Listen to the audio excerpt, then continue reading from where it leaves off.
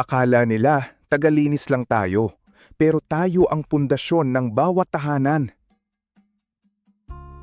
Simula May 20, ang mga kasambahay sa Zamboanga, 6,000 piso na ang minimum wage.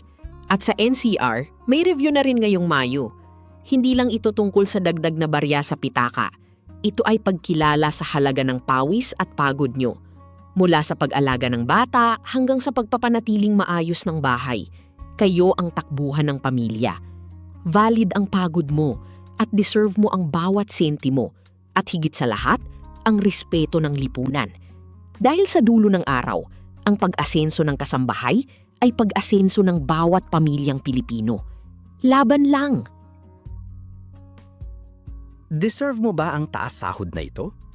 I-share ang kwento ng iyong sakripisyo sa comments at itag ang iyong paboritong kasambahay. #LabanKasambahay, #SahodHike, #TheLabanLove.